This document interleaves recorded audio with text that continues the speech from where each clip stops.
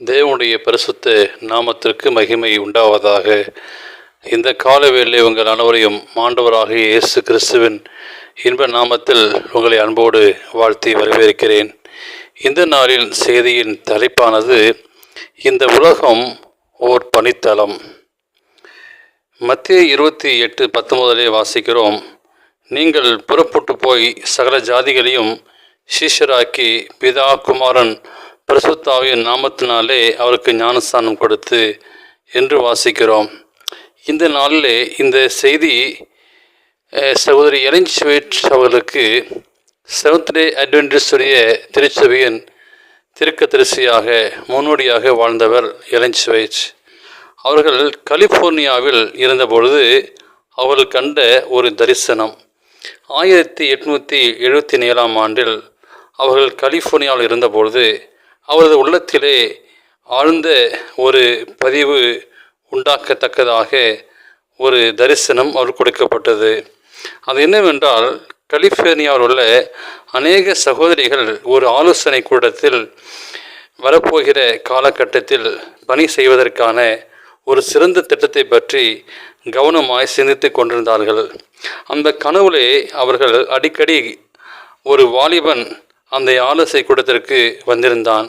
பேசப்பட்ட வார்த்தைகளை ஆழ்ந்த ஆர்வத்தோடு உன்னிப்பாக கவனித்தார்.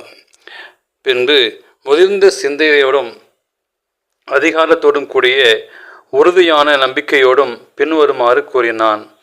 பட்டணங்களும் கிராமங்களும் தேவனுடைய திராட்சை தோட்டத்தின் ஒரு பகுதியாக அமைந்திருக்கின்றன. அங்கு வாழ்பவர்களும் எச்சரிப்பு செய்தியை கேட்க வேண்டும். தேவனுடைய சத்தியத்திலிருந்து பொய்யான காரியங்களுக்கு மக்களின் மனதை திரும்பத்தக்க சத்தியத்தின் எதிரொலி வெறியோடு போராடி கொண்டிருக்கிறான். அனைத்து தண்ணீர்களுக்கும் அருகிலும் நீங்கள் விதைக்க வேண்டும். உங்களது உழைப்பின் பலனை உடனடியாக காண முடியாமல் இருக்கலாம். ஆனால் இரகசியமானது உங்களை அதிரியப்படுத்தக்கூடாது. இயேசுவை உங்களுக்கு முன்மாதிரியாக வைத்துக் கொள்ளுங்கள். ஏராளமான மக்கள் அவருடைய அறிவுரையை கேட்டார்கள். ஆனால் வெகு சிலரே பின்பற்றினார்கள். அந்த தூதன் தொடர்ந்து பின்வருமாறு கூறினார். இந்த காலத்திற்குரிய ஊரையும் பற்றி ஒரு வரையறுக்கு உட்பட்ட கருத்துக்களை நீங்கள் ஏற்றுக்கொள்ளீர்கள். உங்களது புயங்கள் அணைத்து கொள்ளத்தக்கதாக அதற்கேற்ற பிரசாரம் திட்டமிட்ட முயற்சிக்கின்றீர்கள். உங்களது கருத்துக்கள் விசாலமாக இருக்க வேண்டும். உங்களது வெளிச்சத்தை கட்டிலுக்கு அடியிலோ மரக்காலுக்கு அடியிலோ மறைத்து வைத்துக்கொள்ளாது.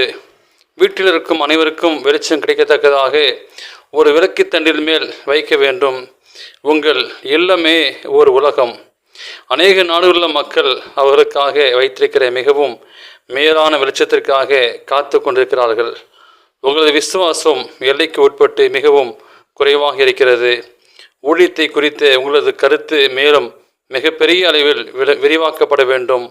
முன்னேறி செல்லுங்கள். தேவனுக்கு முன்பாக எல்லா தாழ்மையோடும் நடந்து கொள்கிறனால் மாபெரும் வல்லமையோடு கிரியை செய்வார். செயல்படுத்தக்கூடாத காரியங்கள் ஒன்று அவர்களை குறித்து பேசிக்கொண்டிருப்பது விசுவாசம் அல்ல. தேவனால் முடியாத காரியம் எதுவும் இல்லை.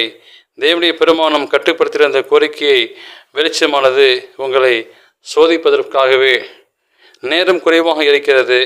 இந்த தூதை விசுவாசிக்கிற அனைவரும் ஒரு பயபக்தியான கடமை தங்கள் மீது வைக்கப்பட்டிருக்கிறது என்பதை உணர்ந்து தன்னிலமற்ற ஊழியர்களாக இருந்து சரியான விதத்தில் தங்களது செல்வாக்கை பயன்படுத்த வேண்டும்.